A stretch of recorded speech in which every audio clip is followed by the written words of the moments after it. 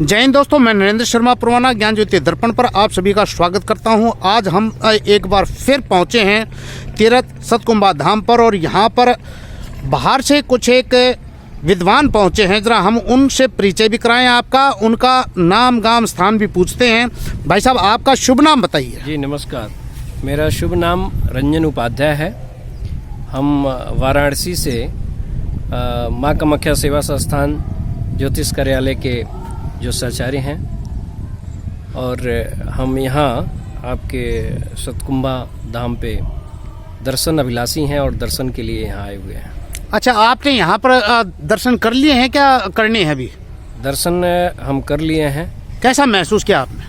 दर्शन करने से यह शांति महसूस हुई। हाँ जी। हमें यहाँ लगा जी कि ये तपोभूमि है। अच्छा जी। और तपोभूमि का जो रस है उसका रसपान हमने किया और यहाँ का जो आनंद है वह हमें लगता है कि ये पृथ्वी लोक से कुछ अलग है।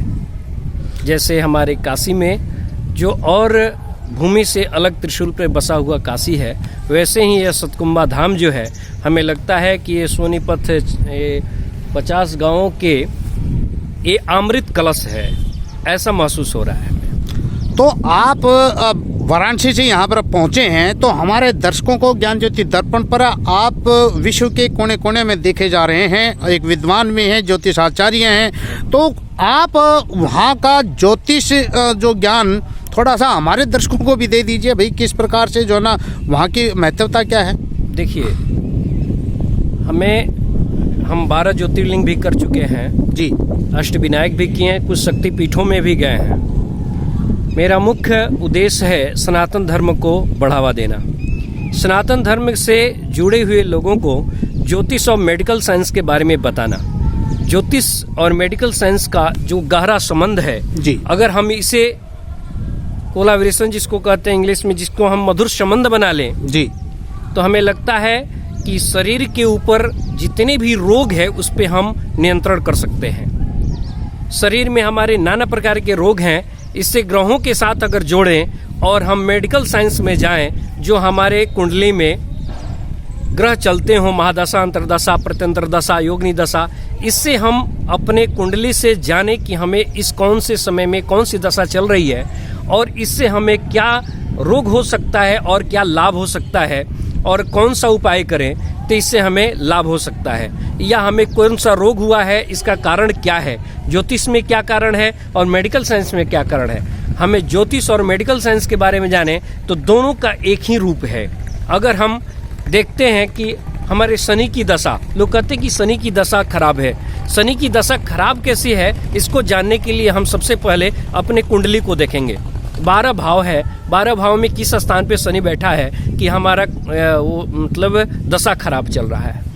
अगर शनि हमारा भाग्य स्थान को देख रहा है तो निर्माणकर्ता शनि होता है, और निर्माणकर्ता भाग्य स्थान में है तो निश्चित है कि हमारा शनि खराब नहीं हो सकता है। हमें निर्माण करने का, कोई ना कोई जगह भवन निर्माण करने का, मंदिर निर्माण करने का योग बनाता है।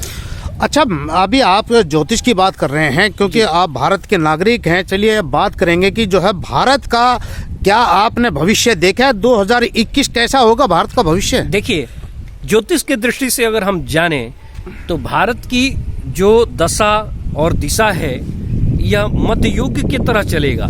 इसमें उथल पुथल भी होंगे और अच्छे भी होंगे। जो हमारे मई तक जो दशा है इसमें थोड़ी थोड़ी धीरे धीरे सुधार होगी, इसमें उथल पुथल भी होगा। मई से लेकर के सितंबर तक हमारे इस जो पूर्व में जो समय था 2020 उससे अच्छा होगा, और सितंबर के बाद हम पुनः फिर उस समय जो हमारे 2019-2018 का जो समय था उस तरीके के उस समय में परिवर्तन हो जाएगा। आपका ये ज्योतिष गणना जो आपने लिया है ये भारत की कुंडली पर लिया है या भारत के प्रधानमंत्री नरेंद्र मोदी की कुंडली पर? नहीं, हमने भारत की कुंडली पर लिया है। भारत का जो स्कोप है, जो कुंडली है, उस पे हमने देखा है। तो आप ये बताएंगे कि जो है हमारा जो भविष्य अभी जैसे चल रहा है, आज की तारीख में जो हम देख रहे हैं कुछ आंदोलनों का है, पिछली बार हम कोरोना से प्रभावित हो गए, तो ये दशा कैसे चलेगी? क्या इसके अंदर भी आपको कुछ दिखाई देता है या महसूस करते हैं? देखिए, अभी जो स्थिति है शुक्र और बृहस्पति का अस्त होना, इस शुक्र और बृहस्पति का अस्त होना सक्रांत के बाद यह उत्सव का योग जो होता है उसमें थोड़ा सा कम आ गया है। इस कारण शुक्र और बृहस्पति अस्त हो रहे हैं। इसलिए इस दशा काल में, इस समय में ज्योतिष के हिसाब से ये भारत में थोड़ा उथल पुथल होगा। इसमें चिंता के विषय नहीं है। हम मई के बाद फिर सुधार पर आएंगे, ग्रह बदलेंगे। 22 मई के बाद हमारा बृहस्पति फिर उच्च का हो जाएगा, बृहस्पति का उदय होगा और फिर हमारी स्थिति सामान्य होने चलेंगी। क्या हम देखेंगे इस प्रकार के जो आंदोलनों की स्थिति क्या रहेगी? अगर आपके ग्रहों की दिशा को देखें तो जो किसान शब्द आ रहा है, किसानों का जो आंदोलन हो रहा है, इसका भविष्य क्या कह रहा है और क्या इसके प्रभाव होंगे? देखिए, इस नीति और नियम के बारे में तो नीति और नियम पर ज्योतिष की बात नहीं है। ज्योतिष के हिसाब से अगर हम देखें, अन्नदाताओं का जो समय है वो आगे चल के मई के बाद लाभ होगा।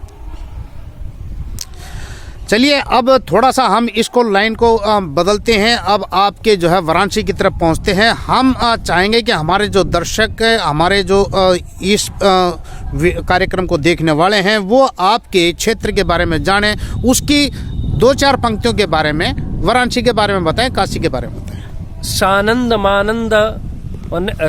मानंद कंद अस्कंद, जो भी इसको कहें, सानंद मानंद जो व्यवस्था है भूतेश्वर स्वामी का, जो हमारे बाबा विश्वनाथ किया, अगर उनके बारे में हम करें तो उनकी जितना भी चर्चा करें वो कम है।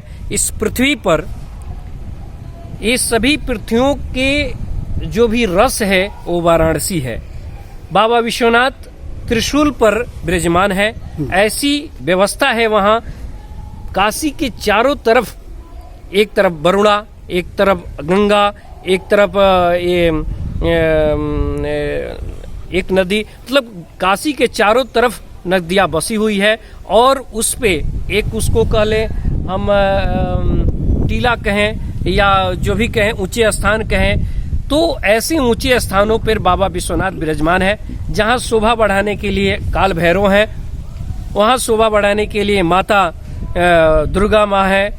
वहाँ संकट मोचन भगवान की बात करें तो जितने भी दुखों का नाश करने वाले संकट मोचन भगवान विराजमान है दक्षिण दिशा में। और वहाँ से पूरब दिशा की बात करें, गंगा मैया वहाँ विराजमान है।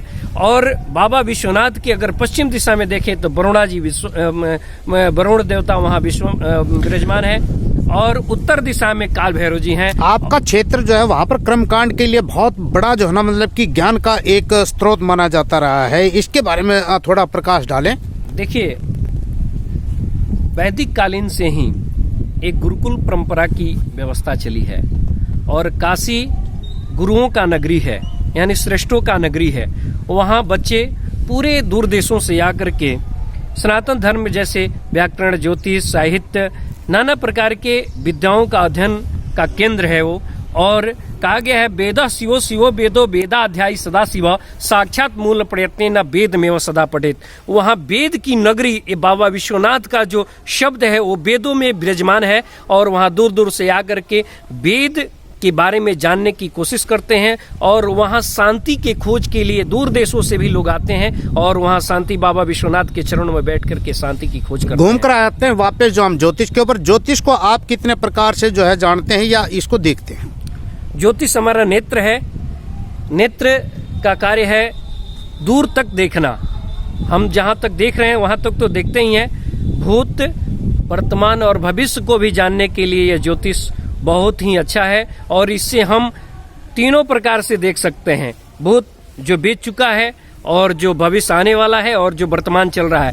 इसके फलित ज्योतिष के अनुसार या ग्रहों के पिंडों के अनुसार भी हम देखते हैं और इससे पता लगाते हैं कि हमारे जीवन में क्या होने वाला है, क्या बीत चुका है और क्या आने वाला है। बहुत अच्छी जानकारियां दी हैं। आप हमारे दर्शकों को अपना पूरा नाम और स्थान एक बार दोबारा से फिर बता दीजिए। मैं माँ कामाख्या सेवा संस्थान ज्योतिष कार्यालय के आचार्य पंडित रंजन उपाध्याय, जो हमारा जन्मभूमि बिहार गोपालगंज का है और हम काशी में अभी विराजमान है। काशी में ही हमारा कम से कम 17-18 वर्ष बीत गया। आपके गुरु का नाम बताइए। हमारे गुरु का नाम चंद्रमौली उपाध्याय। कितने साल से शिक्षा लिया आपने ज्योतिष हम की? ज्योतिष के 13 साल कंटिन्यू उनके शरणों में रहे और ज्योतिष काशी हिंदू विश्वविद्यालय से हमने ज्योतिष की पढ़ाई की। ज्योतिष का वैज्ञानिक आधार क्या मानते हैं?